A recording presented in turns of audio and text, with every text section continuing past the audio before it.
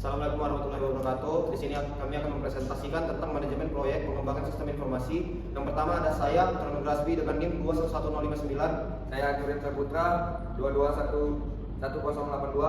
Saya Arentino, NIM 2211070. Saya Arya Maulana dengan NIM 2211013. Saya Fadineda Fariza dengan NIM 2211077. Saya Nuzamiah Simpan dengan NIM 2211021. Saya Gita Bakis Anugrah dengan NIM 2211005. Saya Nesya Lifat Masriwi dengan NIM 2211031. Ini saya akan menjelaskan tentang latar belakang dari apa yang kami kerjakan. Dalam era digital yang berkembang pesat, sistem informasi yang efisiensi dan efektif semakin penting bagi organisasi. Sistem ini tidak hanya mendukung operasional, tapi juga pengembalian keputusan strategis. Oleh karena itu, pengembangan sistem informasi yang terencana sesuai kebutuhan ke organisasi sangat penting. Proyek ini fokus pada perancangan sistem informasi untuk meningkatkan efisiensi proses bisnis dan memberikan nilai tambah bagi pengguna. Selanjutnya, rumusan masalah. Bagaimana cara memahami konsep perancangan proyek pengembangan sistem informasi secara menyeluruh? Ikuti tahap proyek, mulai dari inisiasi SSR dan proyek charter, perencanaan WBS, giant card, eksekusi, pengembangan dan pengujian, hingga penutupan, evaluasi, dan serah terima. Kedua, dokumentasi terstruktur. Gunakan dokumen seperti SSR, proyek charter, dan laporan hasil untuk merencanakan dan melacak proyek. Analisis kebutuhan. Lakukan wawancara, survei, dan observasi untuk memahami kebutuhan pengguna. Keempat, rancangan dan uji sistem. Gunakan EFD, DFD, dan mockup untuk desain lalu uji hasilnya sebelum implementasi. Yang kelima, evaluasi. Dokumentasikan hasil dan pelajaran untuk meningkatkan proyek dan mendatang. Rumusan masalah. Yang kedua, bagaimana membuat sistem service request dan project charter yang efektif pada fase inisiasi proyek pengembangan sistem informasi. Membuat sistem service request atau SSR. Yang pertama, membuat judul sistem service request untuk pengembangan sistem pembelian online. Yang kedua, informasi permohonan seperti nama, contohnya nama saya Ariandino, email ariandino@gmail.com dengan nomor teleponnya. Yang ketiga, deskripsi masalah seperti keluhan pelanggan mengenai kesulitan dalam mengakses informasi ketersediaan produk. Yang keempat, dampak pada bisnis seperti dampak negatif pada penjualan, mengurangi minat pelanggan, dan menyebabkan penurunan pendapatan. Yang kelima, membuat solusi seperti pengembangan sistem pembelian yang mencakup fitur pembaruan ketersediaan produk, metode pembayaran, dan integrasi dengan sistem yang ada. Yang keenam, manfaat yang diterapkan seperti meningkatkan kepuasan pelanggan dan meningkatkan penjualan. Selanjutnya ada membuat project charter. Yang pertama, judul proyek. Yang kedua, tujuan proyek seperti meningkatkan efisiensi. Yang ketiga, stakeholder seperti manajer proyek.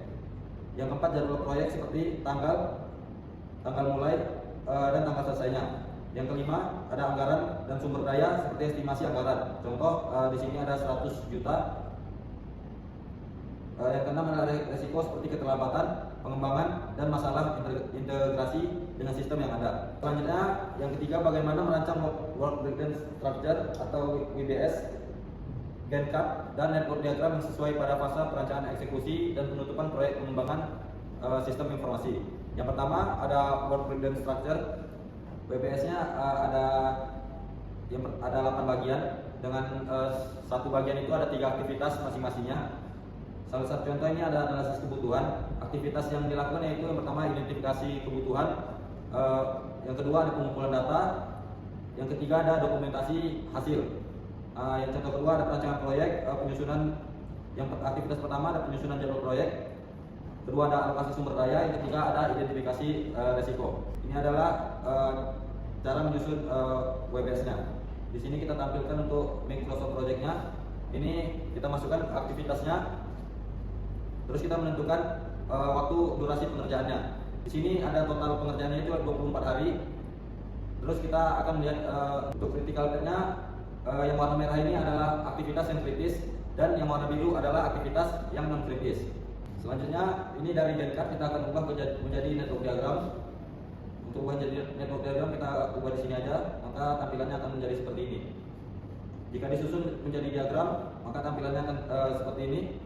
Untuk aktivitasnya, untuk 1, 2, 3, dan 4, ini aktivitas yang dilakukan secara bergantian.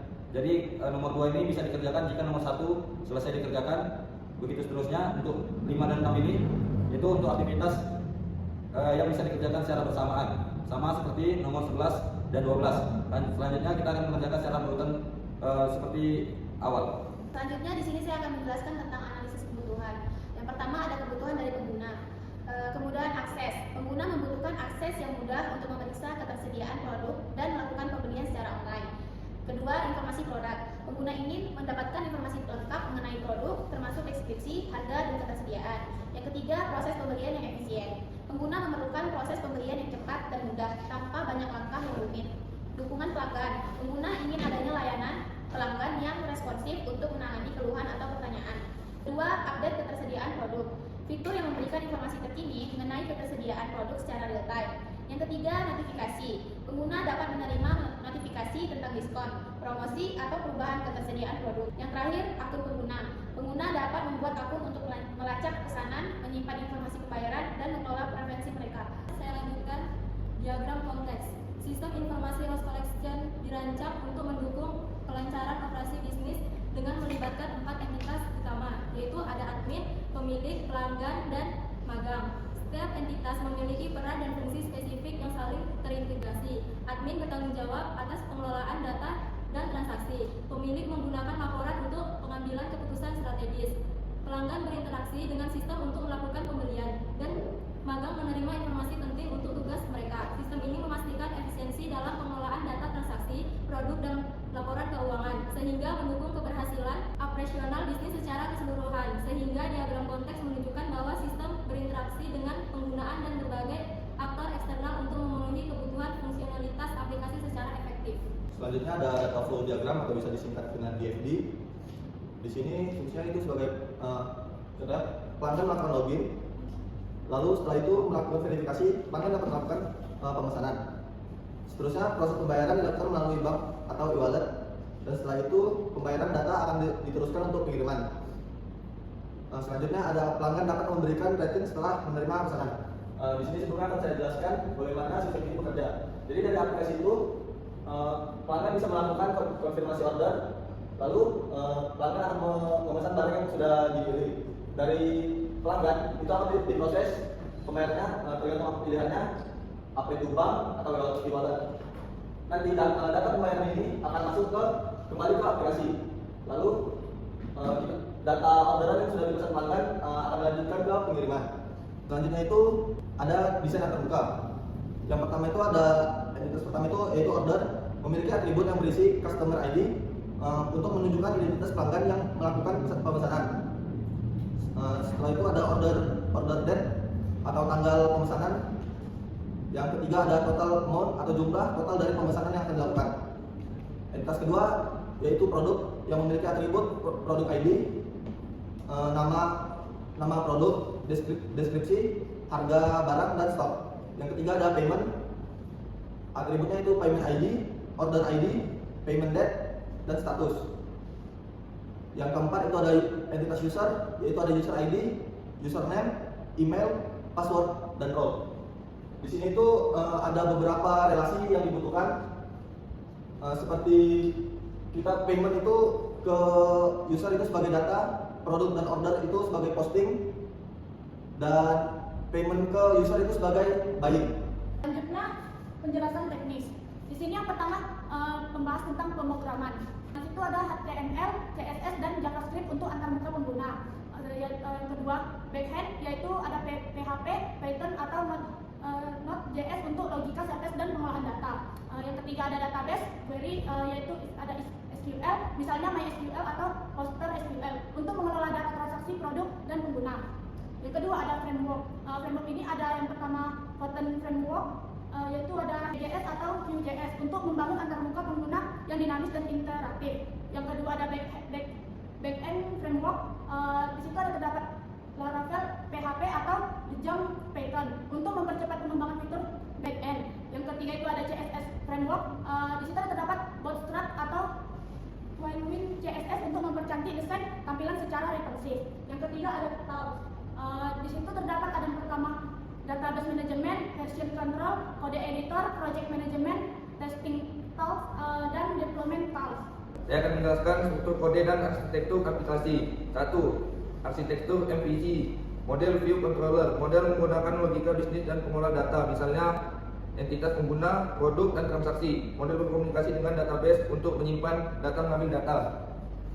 2. View, bertanggung jawab untuk menyajikan antarmuka pengguna, front end, yang berisi tampilan HTML, CSS, dan JavaScript. View menerima data dari controller untuk ditampilkan ke pengguna. Controller menghubungkan model dan view dengan mengatur alur kerja. Controller memproses permintaan pengguna mengakses data dari model dan mengembalikan hasil view. 2. Struktur folder utama. Model berisi file mengidentifikasikan entitas data seperti pengguna, produk, dan pesanan. View berisi file antarmuka pengguna, HTML, CSS, JavaScript, dan template untuk tampilan aplikasi. Controller berisi file yang mengatur logika aplikasi dan mengenai alur data antar model dan view. Routes berisi definisi, endpoint, URL, atau API yang menangani permintaan pengguna dan mengarahkan ke controller yang sesuai. Service berisi fungsi tambahan seperti pengiriman MR, integrasi dengan gateway pembayaran, atau utilitas lainnya. Config berisi pengaturan aplikasi seperti konfigurasi database atau variabel lingkungan. Test berisi file pengujian unit dan integrasi memastikan fungsionalitas aplikasi berjalan dengan baik. 3. Alur kerja aplikasi pengguna mengakses aplikasi melalui antarmuka view. Permintaan dari pengguna diarahkan ke routes yang menentukan controller yang bertanggung jawab menanggapi permintaan tersebut. Controller berinteraksi dengan model untuk mendapatkan atau memproses data yang diminta. Data yang diperoleh dari model dikembangkan ke view untuk ditampilkan kepada pengguna. 4. Keunggulan struktur ini, modularitas komponen dipisahkan sehingga memudahkan pemeliharaan dan pengembangan. Keterbacaan struktur yang jelas memudahkan tim untuk memahami dan bekerja dengan kode. Skalabilitas memudahkan menambahkan fitur baru tanpa menggunakan struktur yang ada. Oke, di sini ada website kami yaitu Los Kolektif. Yang pertama itu ada logo, di sini ada bot yaitu tentang produk unggulan kami. Lalu di sini ada kontak, yaitu jika ingin mempertanyakan tentang suatu barang di sini bisa. Lalu di sini ada tentang materialnya masing-masing. Lalu di sini ada Los Kolektif yang akan kami launchingkan. Misalnya ada gelang, cincin, kalung, dan lain-lain. Lalu di sini ada untuk berlangganan. Yang pertama itu di sini contohnya misalnya Arya Tino 2010@gmail.com, dia sudah berlangganan. Lalu di sini ada TikTok, Instagram, dan Facebook jika ingin melihat produk kami lebih lanjut. Lalu jika ingin membeli suatu barang, di sini kami akan menyajikan yaitu shop on Etsy. Oke, di sini ada pembelian barang, contohnya kita membeli Sulfian Drop. Oke, dari Sulfian Drop ini terdapat berapa pieces yang kami punya dan harganya beserta deskripsinya. Lalu kita pencet pesan. Oke, di sini ada deskripsinya, semua nama, survei, message-nya, dan nanti send. Lalu di sini ada happy shopping, yaitu terima kasih telah membeli dengan mendapatkan Thanksgiving-nya. Lalu setelah memesan itu, kita bisa melihat dari website admin tersebut. Di sini kan ada yang namanya my email box, ada startnya masing-masing, ada komennya, ada page, ada medianya juga, dan semuanya ada di sini. Oke, skema basis data di sini adalah yang pertama ada user, yang 2 produk, yang 3 ada order pemesanan, yang keempat ada payment, yang kelima ada proses dan relasi utamanya. Lalu untuk ringkasan masing-masing di sini, ringkasan hasil dari pencapaian dari data. Yang pertama itu ada tujuan proyek, yaitu mengembangkan sistem informasi online untuk toko aksesoris pengguna, memudahkan pelanggan dalam mengecek dan ketersediaan produk. Yang kedua di sini ada dokumen proyek yang disusun dengan sistem service request. Yang kedua ada project charter. Yang ketiga ada work breakdown structure. Yang terakhir tadi ada giant chart yang dijelaskan oleh Ari. Yang ketiga di sini ada perancangan sistem, yaitu basis data tadi yang menjadi website kami. Yang keempat adalah metode manajemen proyek, program evaluasi dan review teknik, digunakan untuk estimasi waktu pengerjaan setiap aktivitas proyek, dan critical path method tadi yang telah dijelaskan oleh Ari. Yang kelima adalah manfaat yang diharapkan. Di sini bagi pelanggan, kemudahan dan memesan dan membayar produk secara online. Lalu ada bagi toko, peningkatan efisiensi operasional, transportasi stok, transparansi stok, dan penjualan. Yang terakhir ada masukan yang pertama adalah fitur baru, yaitu notifikasi status pemesanan, wishlist, produk, ulasan produk, dan program loyalitas pelanggan. Yang kedua adalah integrasi hubungan dengan API pembayaran, yaitu PayPal dan Bitrans, dan layanan pengiriman otomatis. Yang ketiga adalah keamanan, tambahkan enkripsi data dan autentikasi ganda, yaitu 2FA. Yang keempat ada optimasi tingkat kecepatan pencarian dan pastikan aplikasi bisa menangani banyak pengguna. Sudah dites tadi soalnya. Yang kelima ada pengembangan pengguna, sediakan service mobile friendly, multibahasa, dan future live chat. Yang pertama adalah multibahasa. Di situ kita memprogram agar bisa bahasa Inggris dan bahasa Indonesia. Lalu yang keenam adalah pengolahan produk, stok, restock, otomatis dan analitik penjualan untuk pemilik toko. Sekian dari hasil presentasi kami. Jika kurang dan lebihnya itu banyak, ya itu kesalahan manusia karena kami bukan Nabi Boy. Assalamualaikum warahmatullahi wabarakatuh.